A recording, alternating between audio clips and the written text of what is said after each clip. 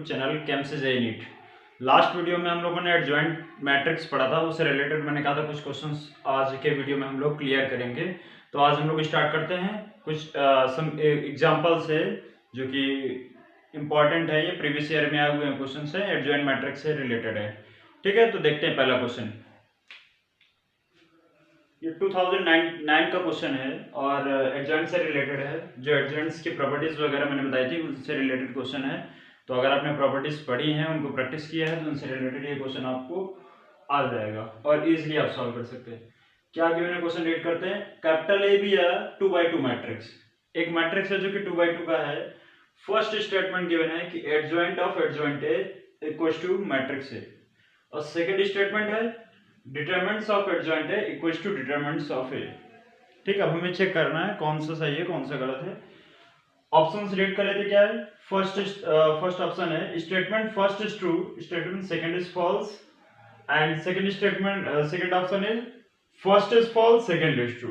Okay, and third option is statement first is true second is also true, and second statement is a correct explanation of statement first, and last option statement first and second both are true but statement second is a correct explanation. In third option it's not a correct explanation, in last option it's correct explanation. तो आपको देखना है इनमें से कौन सा सही option है।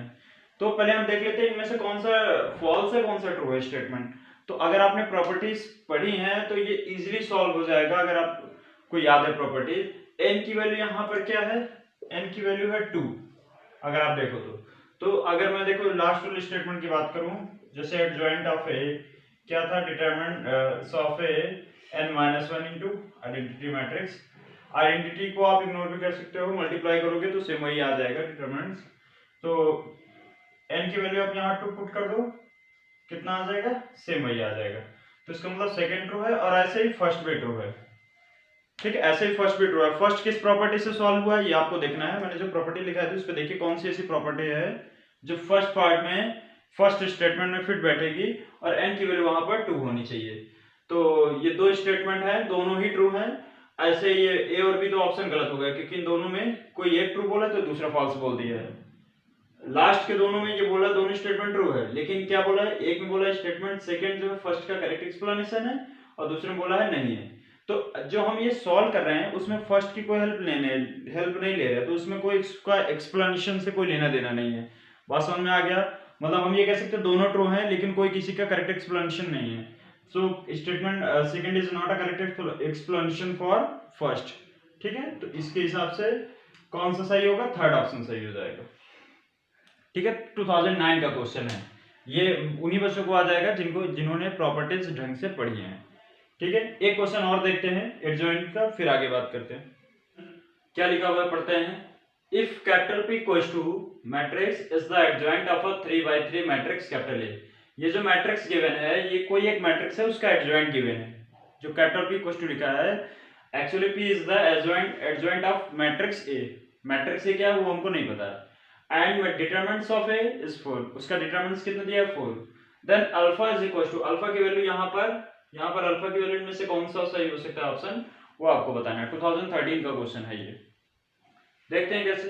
ये इसको भी हम बताए प्रॉपर्टी की हेल्प से हम सॉल्व करने की कोशिश करेंगे। क्या लिखा है, P इक्वल टू, ये इसका एडजॉइंट गिवन है। ठीक, P equal to adjoint of matrix, adjoint of matrix एक गिवन है। अच्छा, तो एडजॉइंट से और डिटरमिनेंट से रिलेटेड एक अभी जो लेटेस्ट क्वेश्चन हमने एग्जांपल मैंने बताया उसमें जो सेकंड पार्ट था, जो प्रॉपर्टी हमने यूज की, ये बताया था ना, सेम वही कॉन्सेप्ट लगा देते हैं उस पे। n की वैल्यू कितनी है 3/3, तो मतलब n की वैल्यू हो जाएगी 3 - 1 मतलब 2, ये हो गया। ठीक, अब इसमें वैल्यू पुट कर देते हैं। डिटरमिनेंट्स ऑफ एडजॉइंट है, इसके डिटरमिनेंट्स फाइंड कर लेते हैं। डिटरमिनेंट्स इसको सॉल्व करना हमने बताया था 1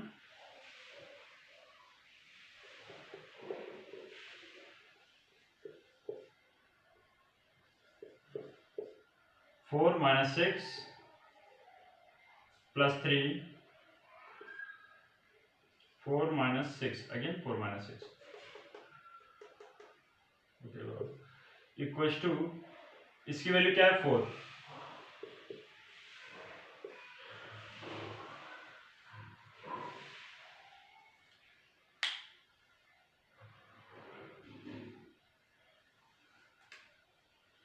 -2 हो जाएगा plus 2 alpha and -2 -6 equals to 16 2 alpha equals to 22 तो अल्फा कितना होगा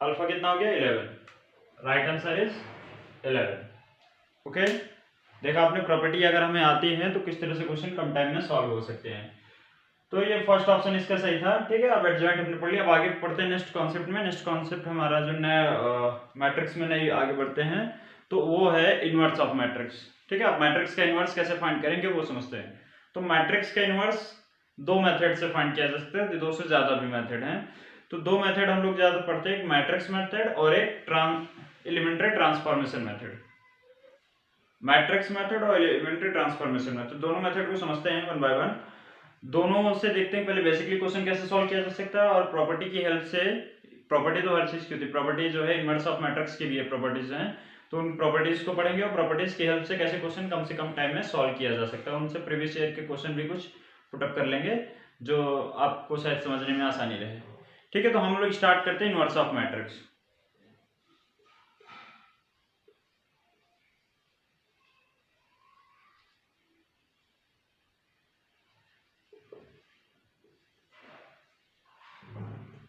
inverse of matrix I square एक स्क्वायर मैट्रिक्स कुछ भी हो ना देखो स्क्वायर मैट्रिक्स का ही आप इनवर्स कर सकते हो पहले चीज ये समझो तो जो भी स्क्वायर मैट्रिक्स होगा उसको इन्वर्टिबल तब कह सकते हैं जब उस पर एक कंडीशन अप्लाई होती है ठीक है कंडीशन क्या अप्लाई होती है कि दोनों का प्रोडक्ट आइडेंटिटी इनवर्स के इक्वल होना चाहिए अगर उसके इक्वल आ रहा है तो इसका मतलब इनवर्स हम फाइंड कर सकते हैं इनवर्स की कंडीशन उसमें अप्लीकेबल है अगर नई कंडीशन ये फॉलो हो रही तो इसका मतलब उसका इनवर्स नहीं फाइंड किया जा सकता ठीक है तो इसको हम इस तरह से भी कहते हैं square matrix is said to be invertible और अगर ये कंडीशन अप्लाई होती है तो ठीक है और बी अभी यहाँ पर समझते हैं ए और बी है क्या चीज आई को तो हम जानते हैं आइडेंटिटी मैट्रिक्स है ए और बी क्या है ए हमने एक मैट्रिक्स माना है कोई भी मैट्रिक्स हो सकता है जिसका हमें इनवर्स फाइंड करना है और बी जो है उसका इनवर्स है तो हम ये कह सकते हैं कि बी जो है वो ए का इनवर्स है ठीक है उसको इस तरह से डिनोट करते हैं ए टू द पावर -1 ठीक है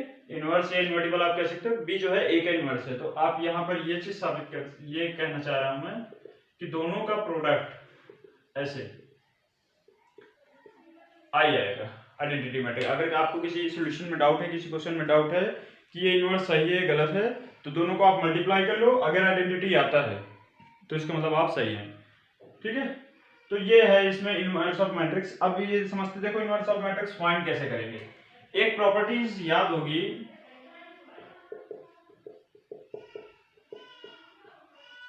ये प्रॉपर्टी है इस प्रॉपर्टी की हेल्प से ए इनवर्स का फॉर्मूला फाइंड कर लेते हैं दोनों तरफ हम ए इनवर्स से मल्टीप्लाई कर देते हैं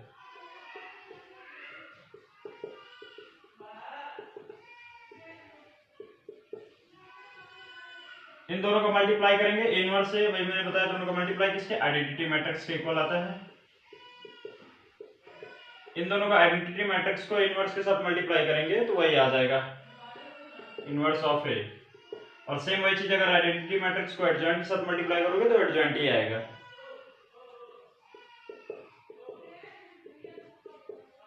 तो ये अगर डिटरमिनेंट्स ऑफ ए को अगर हम इस तरफ ट्रांसफर कर दें तो ये बनेगा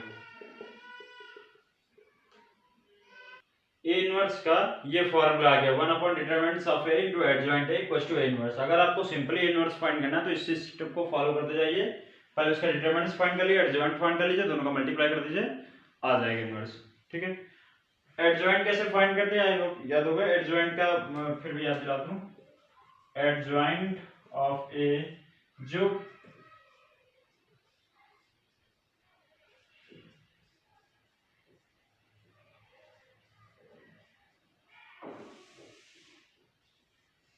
सी मीन्स कोफैक्टर्स आप कोफैक्टर्स फाइंड करने पड़ेंगे आपको सभी को फर्स्ट रो फर्स्ट कॉलम का फर्स्ट रो सेकंड कॉलम का फर्स्ट रो थर्ड कॉलम का इसी तरह आपको पूरे कोफैक्टर्स फाइंड करने के बाद एक मैट्रिक्स में इस तरह रख देना है तो वो जो भी मैट्रिक्स आएगा उसको एडजॉइंट ऑफ ए कहेंगे।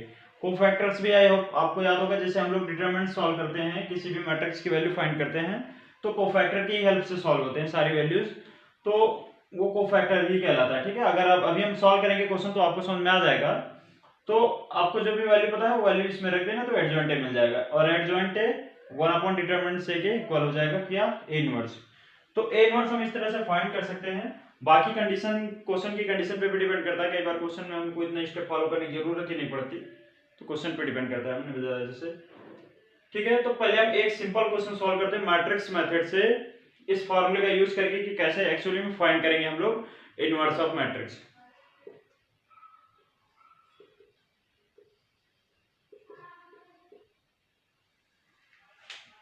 एक मैट्रिक्स गिवन है, हमें इसका इनवर्स फाइंड करना, आगे लिखा हुआ है इफ इट इज एग्जैक्ट। ठीक है, कंडीशन भी लगी थी, तो इस कंडीशन को मैं बताना भूल गया था, तो देखो मैं बता दे रहा हूं। अगर आपको कोई मैट्रिक्स दी गई है ना, तो सब इनवर्स फाइंड करने के पहले आपको डिसाइड करना पड़ेगा कि ये भी चेक करना पड़ेगा कि मैट्रिक्स हमारा सिंगुलर है कि नॉन सिंगुलर है। सिंगुलर नॉन सिंगुलर कैसे डिसाइड होता है, जब भी आप इसका डिटरमिनेंट्स फाइंड करते हो, अगर जीरो आ गया तो सिंगुलर है, और जीरो नहीं आकर के कोई भी वैल्यू है, नेगेटिव पॉजिटिव कुछ भी वैल्यू है, फ्रैक्शनल वैल्यू कोई भी वैल्यू आती है एक्सेप्ट जीरो, तो वो नॉन सिंगुलर में ही आता है। अगर इसमें जीरो आ जाता है, अगर आपको रिकॉल हो तो मैं इसका फॉर्मूला मैंने बताया था, ए इनवर्स इक्वल्स टू 1/डिटरमिनेंट्स of A into adjoint of A. तो डिटरमिनेंट्स ऑफ ए की वैल्यू अगर आप जीरो कर दोगे तो 1/0 तो नॉट डिफाइन हो गया, तो कहां से इसका इनवर्स फाइंड होगा, इसीलिए इसने बोल दिया इफ इट इज एग्जैक्ट।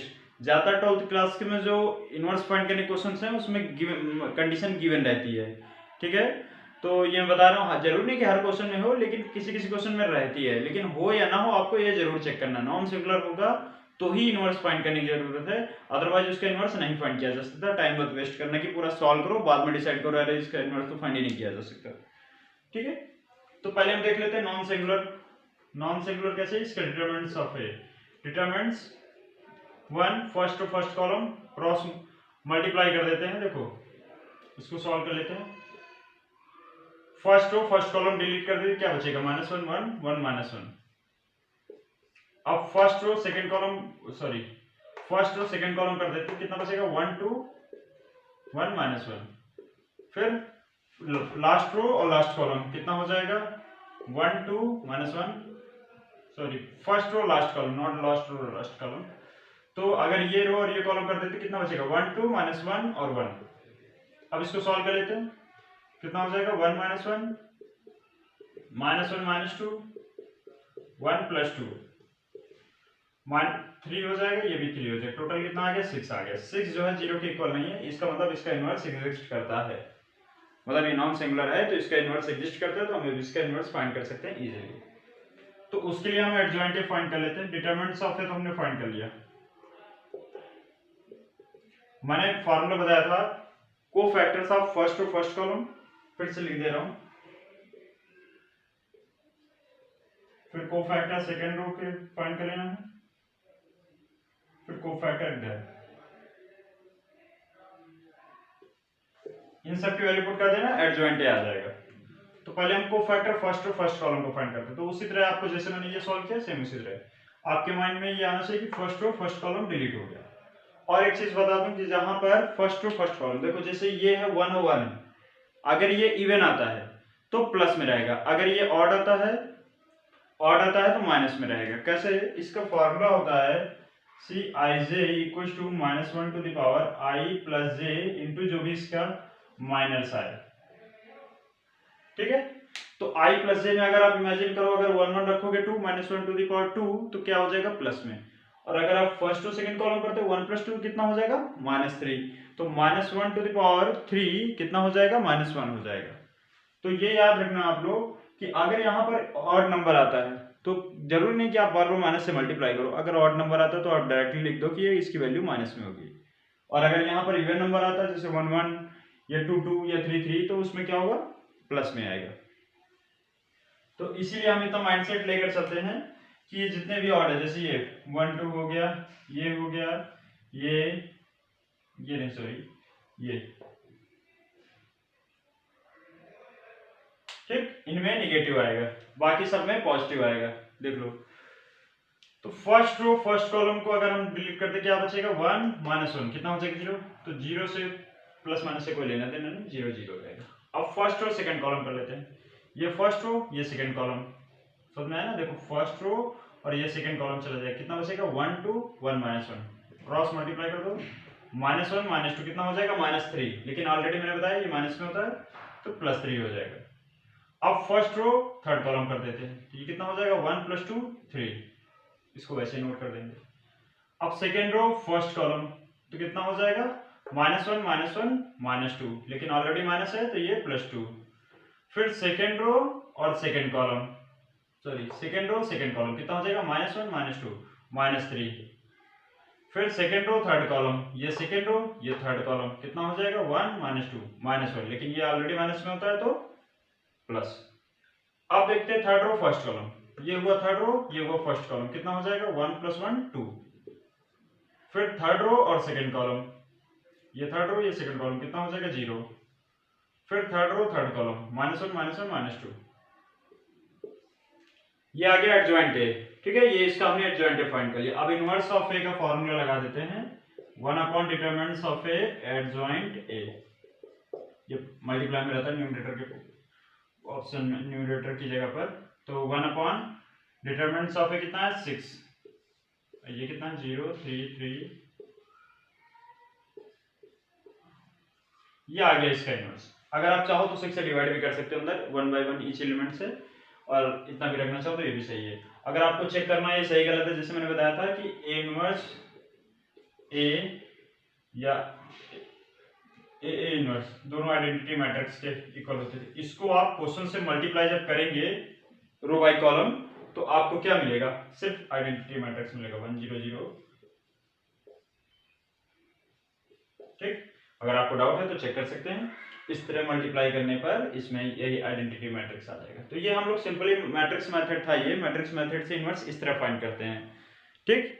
अब इससे रिलेटेड कुछ इसकी प्रॉपर्टीज भी देख लेते हैं, या प्रॉपर्टी देखने के पहले हम एलिमेंट्री ट्रांसफॉर्मेशन मेथड पढ़ लेते हैं, फिर प्रॉपर्टी पढ़ेंगे। एलिमेंट्री ट्रांसफॉर्मेशन मेथड से देख लेते हैं कि इनवर्स कैसे फाइंड करते हैं।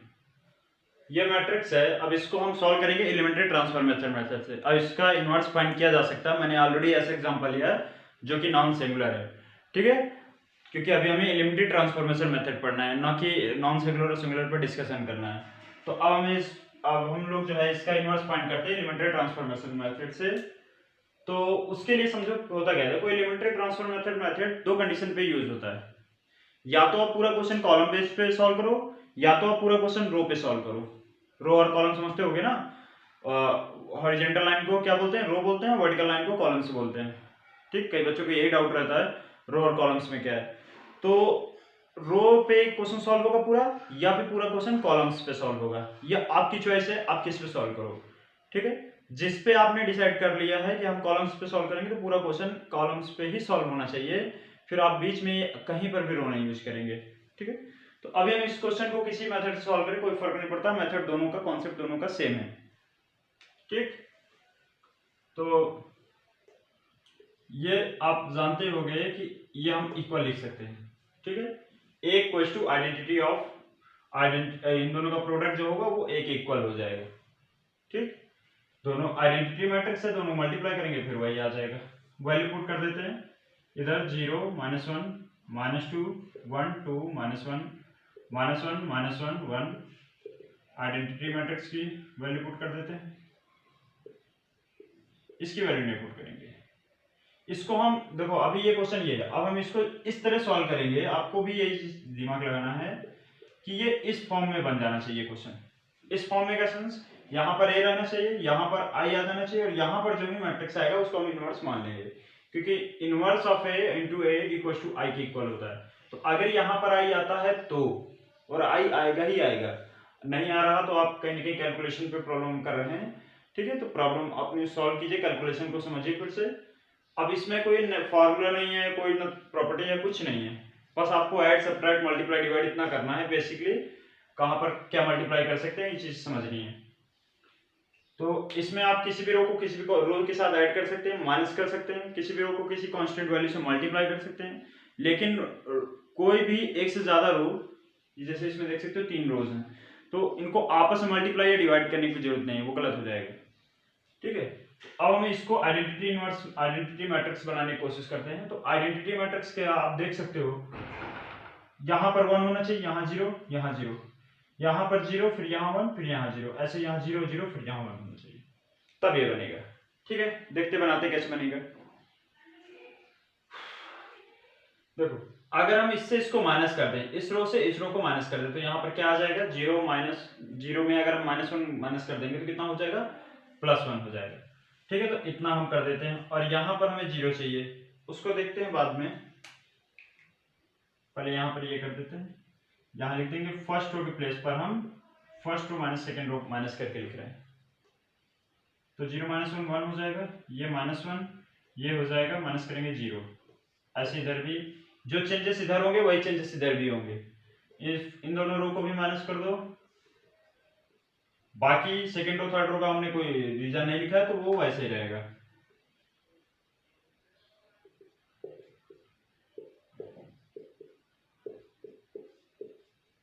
ठीक, अभी देख सकते हो यहाँ पर बना गया, अब यहाँ 0, यहाँ पर भी 0 आना चाहिए, यहाँ पर 0 कैसे आ जाएगा, दोनों को ऐड कर दें तो यहाँ 0 हो जाएगा।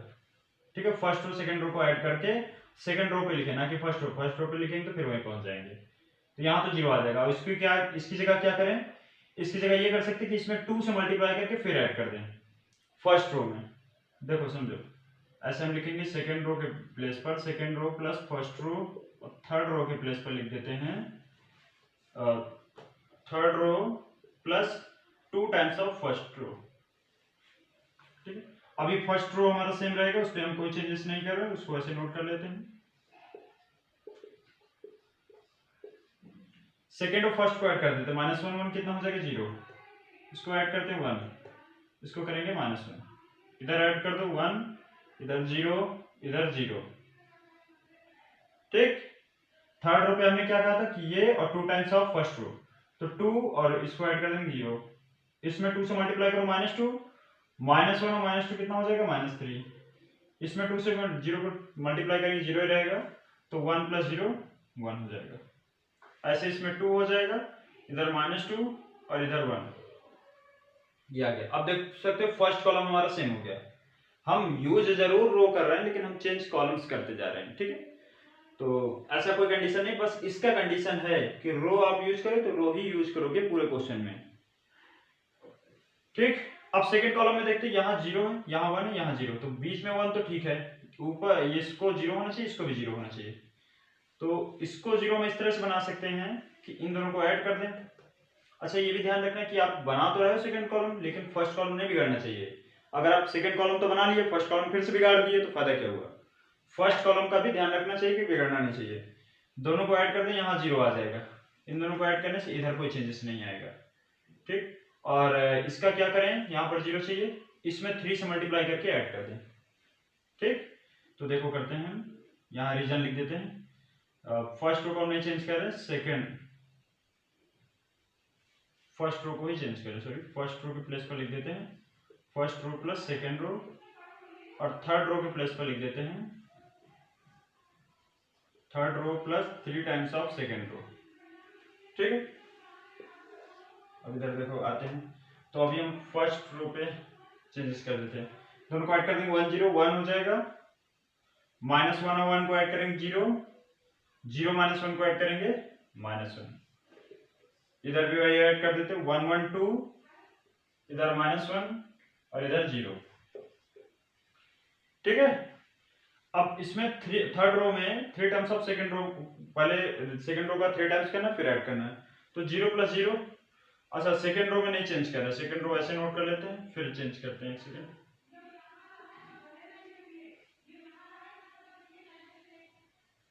ठीक है, तो 0 + 0 0 हो जाएगा, इसमें भी 0 हो जाएगा, इसमें करो मल्टीप्लाई -3 1 - 3 कितना हो जाएगा, -2। ऐसे इधर अब आ जाते हैं, इसमें 3 1 जा 3 और 3 2 हो जाएगा कितना, 5, इधर 0 को 3 से मल्टीप्लाई करेंगे 0 रहेगा, और इधर भी वही चीज रहेगा, सेम वही आ जाएगा, क्योंकि 0 को मल्टीप्लाई करने से कोई फायदा नहीं। ठीक है, अभी देख सकते हो first column second column identity matrix की तरह बन गया। 1 0 0 0 1 0, लास्ट में क्या होना चाहिए 0 0 1 0 0 1। तो सबसे पहले हम ये जो थर्ड में -2 लिखा है इसको हम 1 बना लेते हैं, तो हमारे लिए ज्यादा आसान होगा। इसको 1 कैसे बनाएंगे, पूरी थर्ड रो को -2 से डिवाइड कर देते हैं, ये तो बिगड़ेगा नहीं क्योंकि ऑलरेडी 0 है। तो हम पहले यही लिख देते हैं, third row equals to third row divided by -2, कितना हो जाएगा 1 0 0 0 1 0 -1 -1, ये हो जाएगा 1 2 -1 0 1 0 0, इधर -2 से डिवाइड करेंगे -5/2 1, और ये हो जाएगा -1/2। ठीक है, अब इन दोनों को हम ऐड कर सकते हैं। देखो फर्स्ट यहां लिख देते हैं, फर्स्ट रो और थर्ड रो को हम ऐड कर दें, कोई फर्क नहीं पड़ेगा, और उसी तरह हम सेकेंड रो थर्ड रो को ऐड कर दें तो भी कोई फर्क नहीं पड़ेगा। ठीक, 1 में 0 ऐड करेंगे 1, 0 में 0 ऐड करेंगे 0, -1 एंड 1 0। 2 में -5/2 ऐड करो, कितना हो जाएगा 2 और -5/2 कितना हो जाएगा -1/2। ठीक है, -1 और 1 को ऐड करेंगे 0, इन दोनों को ऐड करेंगे यही आ जाएगा। अब सेकेंड और थर्ड रो को ऐड कर देते हैं, 1 में से -5/2 ऐड करो, कितना हो जाएगा -3/2, इधर 1 इधर -1/2। थर्ड रो सेम रहेगा, उसमें कोई चेंजेस नहीं। तो आप देख सकते हो अब ये इस फॉर्म में हो गया, तो हम इसका ए इनवर्स क्या लिख सकते हैं कि ये इसका ए इनवर्स है, -1/2 -3/2 -5/2 0 1 1 -1/2 -1/2 -1/2। कॉमन लेना चाहो -1/2 कॉमन भी ले सकते हो। ठीक है, तो ये था, आप लोगों ने देखा कि ये एलिमेंट्री ट्रांसफॉर्मेशन मेथड की हेल्प से हमने कैसे इसका इनवर्स फाइंड किया।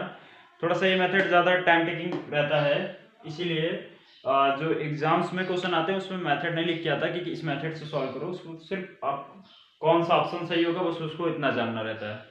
ठीक है, लेकिन जो एग्जाम होता है जैसे 12th का एग्जाम है तो उसमें क्या होता है कि उसमें अगर लिख के आ गया बाय एलिमेंट्री मेथड तो आपने पास कोई ऑप्शन नहीं है, सॉल्व करना ही पड़ेगा।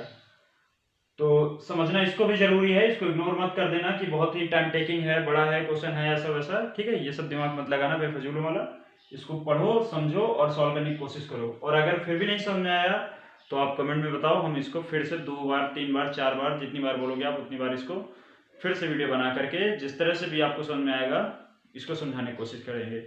ठीक है, तो ये इसका इनवर्स आ गया। इस इनवर्स हमने 2 मेथड से सीखा, matrix method, elementary transformation method. अब इनवर्स की कुछ प्रॉपर्टीज पढ़ लेते हैं और फिर देखते हैं उनसे रिलेटेड क्वेश्चन कैसे बनते हैं। देख सकते हैं आप लोग ये प्रॉपर्टीज हैं और मैट्रिक्स इनवर्स में मैट्रिक्स कैसे फाइंड करते हैं उससे रिलेटेड प्रॉपर्टीज हैं। 7 प्रॉपर्टीज मैंने लिखी, होती तो इससे ज्यादा भी कुछ और हैं, लेकिन मुझे लगी कि 7 ठीक है। बाकी ऐसा नहीं, और भी बुक्स आप जब देखोगे तो बुक्स में इससे ज्यादा प्रॉपर्टीज आपको मिल जाएंगी। ठीक, तो अभी देखते हैं इन प्रॉपर्टीज को मैं एक बार पढ़ देता हूँ, हो सकता है कुछ रीडिंग करने में प्रॉब्लम हो क्योंकि मैंने अपनी हैंडराइटिंग में लिखा है, कोई प्रिंटेड या वैसे तो कुछ है नहीं। ठीक है, टाइप किया हो। If A and B are invertible matrix of same order, अगर ए और बी इनवर्टिबल मैट्रिक्स हैं सेम ऑर्डर के हैं तो उसका दोनों का प्रोडक्ट इस तरह हो जाता है, मतलब बी इनवर्स ए इनवर्स का प्रोडक्ट इक्वल होता है। और सबसे इंपॉर्टेंट प्रॉपर्टीज यही है। ठीक, सबसे इंपॉर्टेंट प्रॉपर्टी यही है। सेकंड प्रॉपर्टी है कि अगर ट्रांसपोज का इनवर्स करोगे तो इनवर्स का ट्रांसपोज के इक्वल हो सकता है। ठीक है, जिस तरह की आपकी कंडीशन है वैसे आप यूज कर सकते हो। थर्ड प्रॉपर्टीज है कि अगर आप इनवर्स का इनवर्स फाइंड कर रहे हो, 2 टाइम्स आपने सेम मैट्रिक्स का इनवर्स फाइंड किया तो आपको बदले में वही मैट्रिक्स मिल जाएगा। फोर्थ प्रॉपर्टी है कि अगर यहाँ पर कोई वैल्यू रखा है, m क्या है, एक नेचुरल नंबर, जैसे 2 3 4 कोई वैल्यू है और -1 है, तो आप उसको इस तरह से लिख सकते हो, -1m और दोनों को मल्टीप्लाई करोगे तो -m भी लिख सकते हो। फिफ्थ नंबर प्रॉपर्टी है determinants of A inverse equals to inverse of determinant से होता है ये।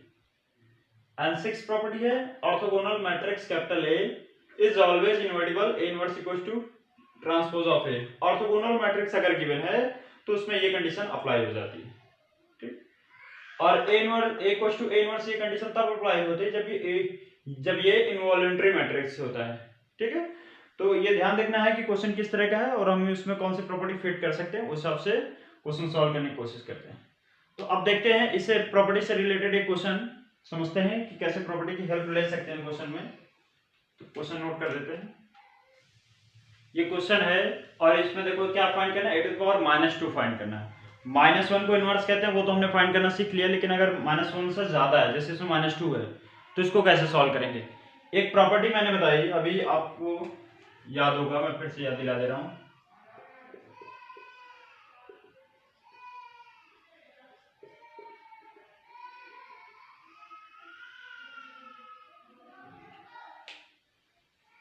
ये प्रॉपर्टी है। अब इस प्रॉपर्टी की हेल्प से, और जहां पर m क्या है, नेचुरल नंबर, ये भी मैंने बोला था, तो अगर मान लीजिए m की जगह 2 है तो बनेगा तो यही ना, -2 कर देंगे। तो हम उसको इस तरह कर सकते हैं, मतलब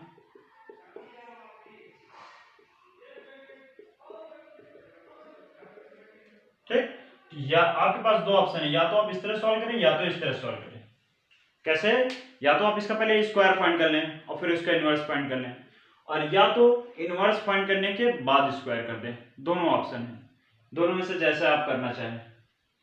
ठीक है, तो हम ये फाइंड कर लेते हैं। मैं इससे सॉल्व करने जा रहा हूं, आपको इससे भी सॉल्व कर सकते हो, इससे भी सॉल्व, किसी एक से सॉल्व कर सकते हो। ठीक है, किसी भी एक से। तो हम इससे सॉल्व कर रहे हैं, a² इससे सॉल्व कर रहे हैं।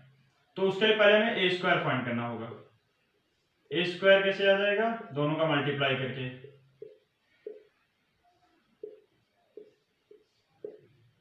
a² में multiply a into A, same matrix का दो बार मल्टीप्लाई करते हैं। रो इंटू कॉलम मल्टीप्लाई कर दो, कितना हो जाएगा 1 0 0, इधर मल्टीप्लाई करो -1 -2 0 0 -1 0। अब सेकेंड रो को मल्टीप्लाई करो फर्स्ट कॉलम से, तो कितना हो जाएगा 0 0 -1। सेकेंड रो को सेकेंड रो से कर देते हैं, फिर लास्ट वाले से कर देते हैं। सेकेंड रो को थर्ड कॉलम से 0 और 2, और ये भी 2 हो जाएगा। अब इधर मल्टीप्लाई कर देते हैं सेकेंड लास्ट रो को फर्स्ट कॉलम से, -1 0 -2 1 2 2।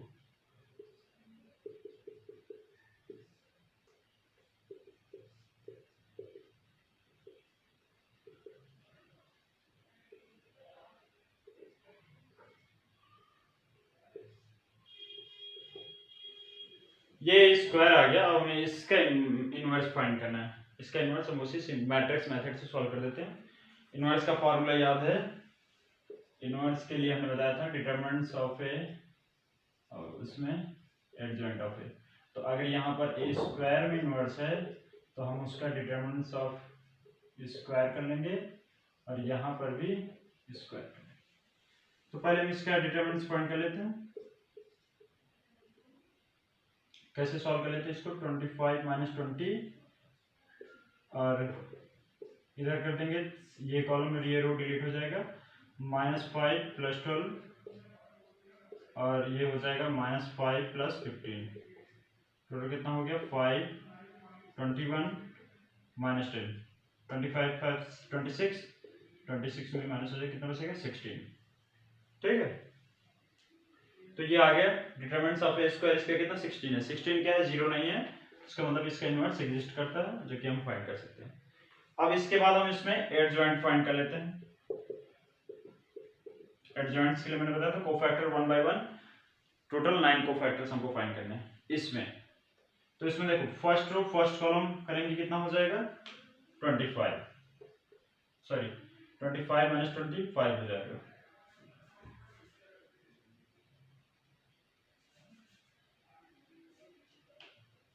अब उसके बाद फर्स्ट रो सेकंड कॉलम कर देते, कितना हो जाएगा -5, और ये +12, -5 + 12 कितना होता है +7 होता है, तो यहाँ पर -7 हो जाएगा।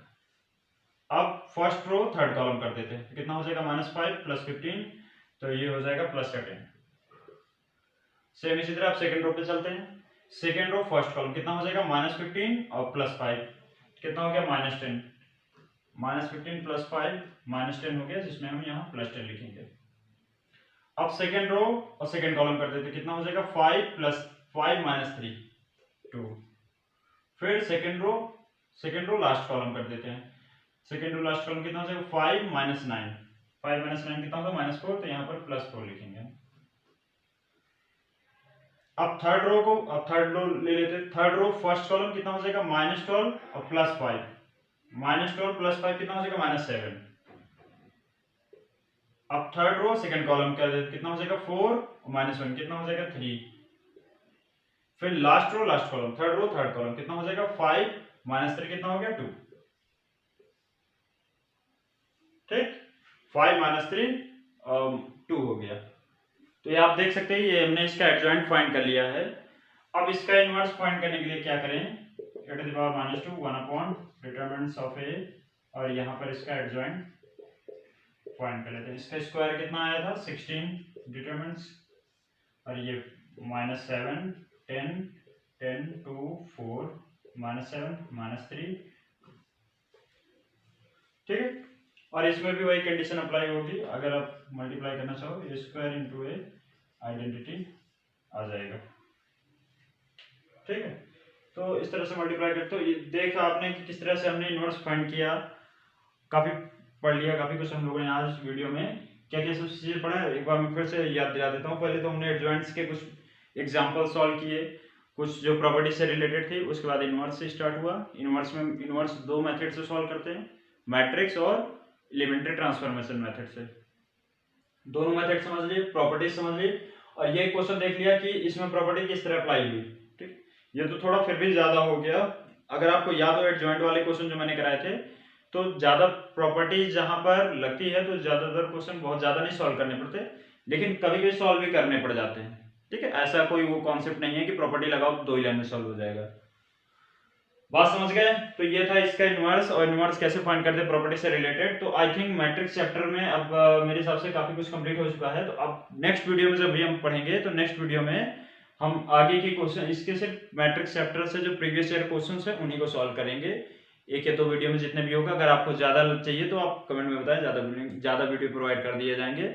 तो अब नेक्स्ट वीडियो में हम सिर्फ और सिर्फ प्रैक्टिस करेंगे क्वेश्चंस की। ठीक है, और वो क्वेश्चन पूरे चैप्टर से होंगे। पूरे चैप्टर मतलब मैट्रिक्स में हमने अब तक जो भी पढ़ा है। Okay children, so thank you so much for watching this video.